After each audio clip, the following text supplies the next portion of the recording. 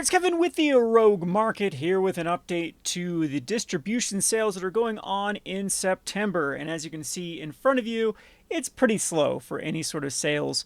This is typically a time when there isn't a lot going on. I think that distributors are saving things for the holidays, but I am expecting some sales to start popping up with the release of Duskmorn. Distributors tend to do this. They will try to incentivize sales because so much money is being thrown into pre-orders that there's not a lot of movement in the rest of their products. So they'll give a little bit of incentive to buy some of the products that are wasting away on the shelf. So I'm going to go over a few products I think are going to get a little more of a dip, mainly Outlaws of Thunder's Injunction and Markov Manor. So if you're looking to purchase those, I would hold off for a couple weeks, and I'm expecting those to have a sale. Now, I'm pretty bullish on both of them. I think that neither Karlov Manor nor Outlaws of Thunder Junction are terrible products. In fact, Murders at Karlov Manor, I think, is going to have an increase just due to the land cycle and a few other cards that have been going up due to standard play. And so there's some very interesting things going on with that set. So without further ado, though, I'm going to pull up my little sheet that I offer my patrons. So right now, here are the weekly specials from distributors.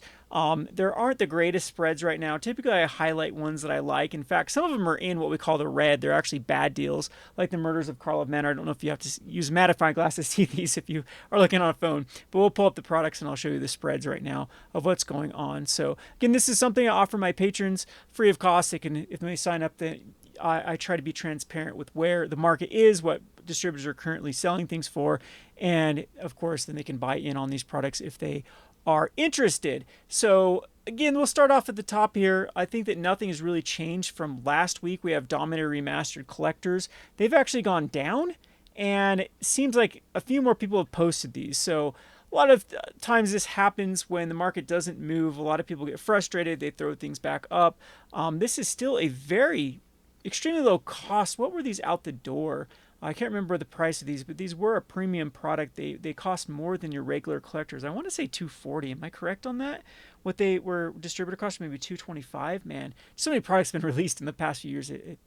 I'm drawing a blank of what these originally cost for the distributor cost. But as you see, they're clear down to like $175. So $185 was shipping with the lowest seller here, and that is actually down from a week ago. I believe they were in the $190s a week ago, and the distribution price is actually $190 is the cheapest I can get them. So of course this is definitely not a product that you'd want to buy from distributors at the moment, as TCG Player and eBay are going to be lower than that. So Dominator Remastered is kind of iffy. There are some cards that are good in it, like I believe Force of Will's in it. There are some, but we need the dust to settle on a lot of things. There are a lot of products like Commander Masters, Ravnica Remastered, Dominaria. Do we have an Innistrad Remastered coming out, I believe? And there's a lot of products that are going to compete with Dominator Remastered, and I think this is just, Wizards of the Coast cannot rely on reprint sets like they used to, and they learned this the hard way, I think, with Ravnica Remastered and Dominator Remastered now, especially with collectors. Collectors are even a harder selling point at this point when so many versions of Force of Wills exist in other blown up border or full arts or borderless or whatever you want to call them, and they don't have that Shazam that they used to have when they first released them with what was the Ultimate Masters or one of the master sets that came up with the borderless concept. And so they can't really rely on that, and I think this product's especially struggling because of just the overprinting of the remastered and the reprint sets. So on to the next one is the Innistrad Midnight Hunt. This one again is a little bit interesting. Like, I actually do think there might be a little bit of a Halloween effect, especially with like another Halloween set coming out, and you might see an increase of just sales around anything. I always do at my store, like people just get in the mood to buy Halloween base. They want to build a zombie deck or a werewolf deck for a commander deck, and this inevitably leads to minor sales. Of course, I don't expect it to be a big bump, but what I'm liking about this is there actually is a low quantity currently on TCG Player, and I'm loving it. TCG Player added this. I need to do a whole overview. Expected a few days. I'm going to show you how I analyze cards now with this recent, where you have the current quantity and how many sold. I mean, it's just simple math that you can see how long it's going to take for this supply to be outstretched, and they can actually look where like the big breaking point is of where it starts to increase. So say like 75 people are all competing at the same price. So it's actually only 75 need to sell before there's a big like price increase on these. And you could actually do this by just a little bit of browsing through the data. I'm sure some people can come up with some AI that will actually scrape through the data and find a little niche here of when products are going to start to go up, and that will give you a better ability to actually get on these products at their lows and expect when they're going to start to bump up. So anyway, Midnight Hunt I think is going to be a set that's going to sell pretty decent long term. I think that people will look back at this set with the theme and actually will open this like the casuals. We have turned so far into a casual market where it doesn't even really matter as far as the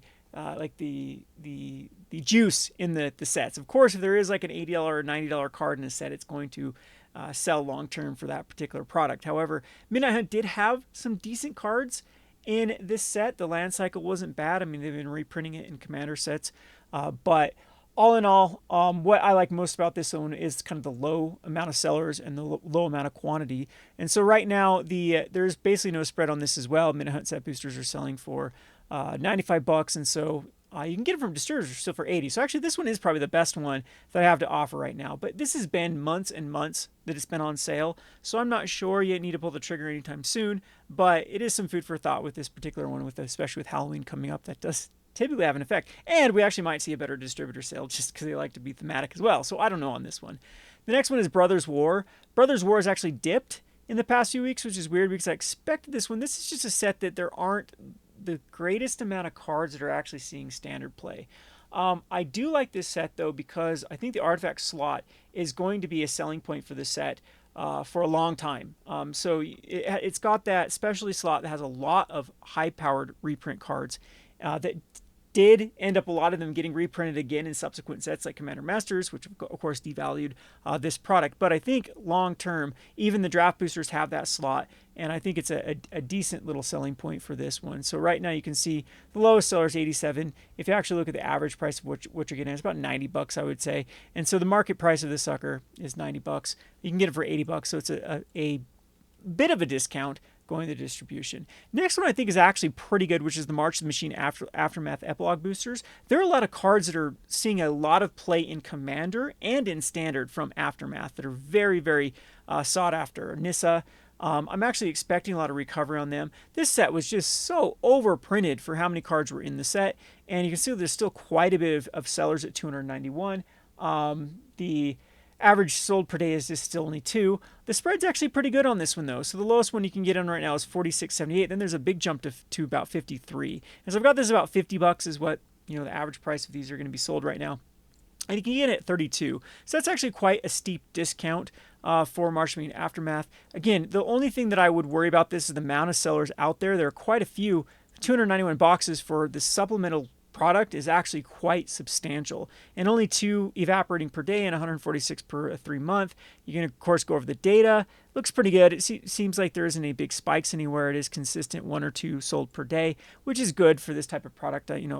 Oftentimes you get some skewed data when there's like a buyout of a product and it's not like real. It's like one speculator going in on that product. So again, this is the one that I think is probably the best one at the moment. Midnight Hunter, March of the Machines, out of all the ones they have to offer.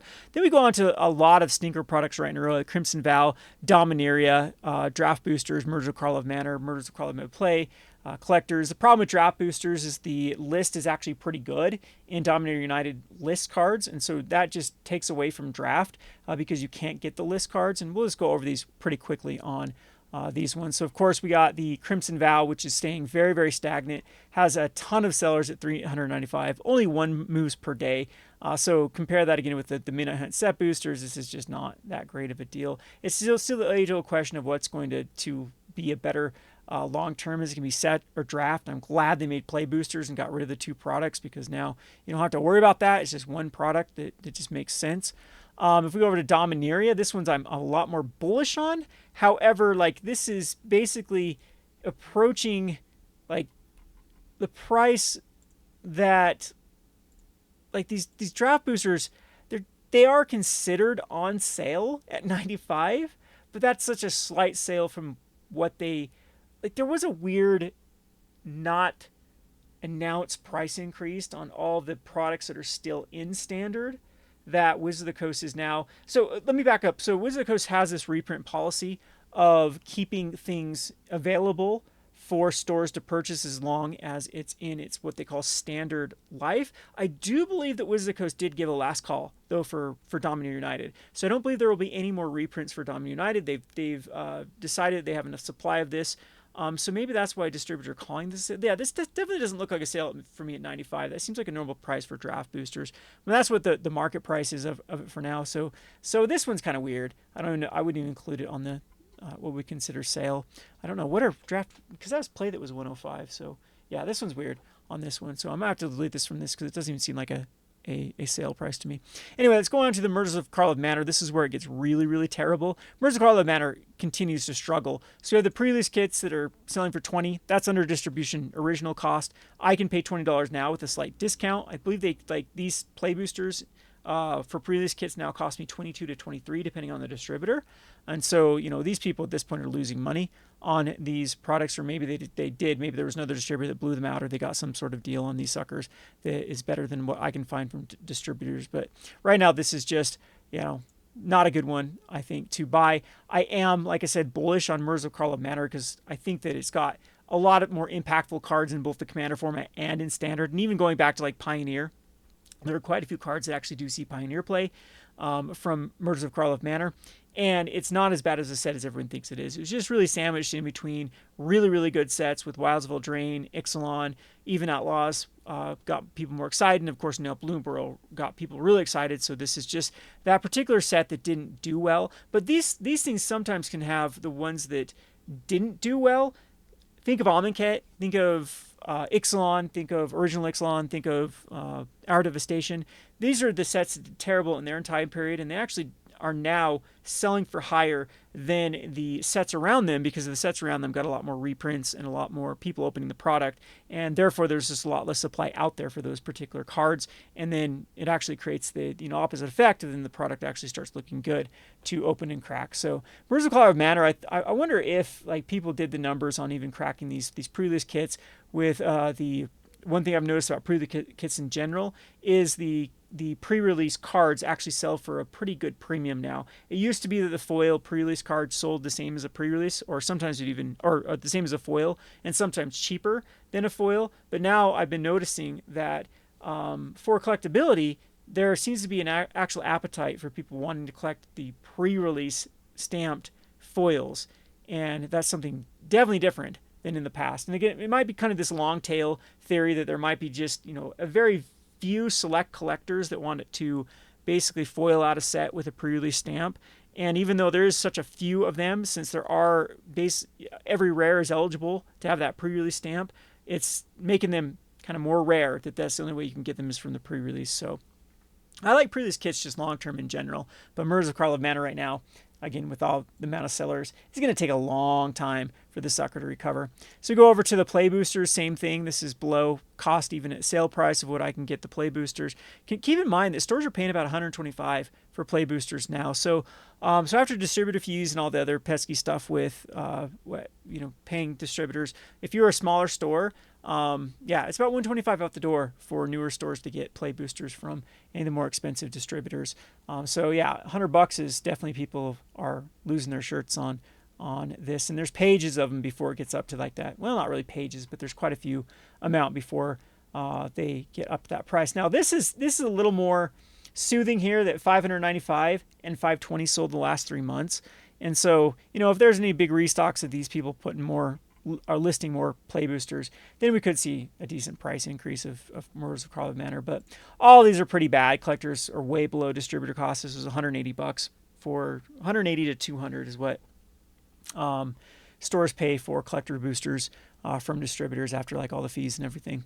And plenty of sellers at $160 for the collector boosters, and just not a lot of excitement. They didn't have a big chase card from Murders of Karlov Manor that I can think of. There isn't any sort of like specialty, because we have in Ixalan we had some specialty cards. In Bloomburrow you have some anime cards that people are chasing. I can't recall any from Karlov Manor, so that's going to definitely keep these suckers down. So I'm pretty sure the expected value of collectors boosters are quite low, but with the land cycle going up, I think it was a black blue land now just went over $20 a pop.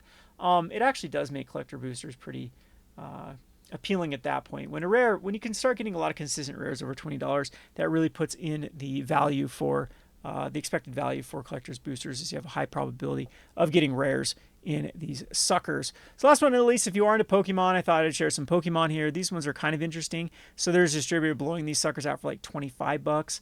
And Pokemon has had a huge resurgence. In fact, the lowest one is $30.80, and then it goes up to 36. So there's a little bit of spread on these suckers. My one little caveat here for Elite Trainer boxes, they're more expensive to ship than a booster box.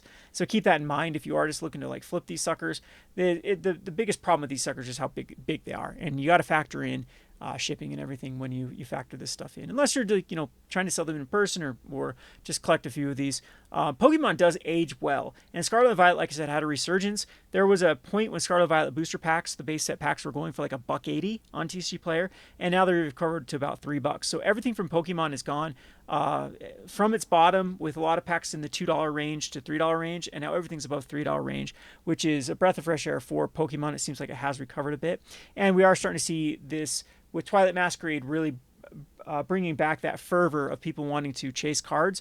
People are starting to move backwards now. So you got all these people that started chasing Twilight Masquerade, and now they're doing what Pokemon players historically have done, starting to buy packs backwards. And so I'm thinking long term, of course, Pokemon is great. This is a great time to get Elite Trainers at such a discounted price of 25 bucks. And the other one is for 25 bucks also is the Obsidian Flames. This one has a bit better of a spread, with the lowest one at 37.78.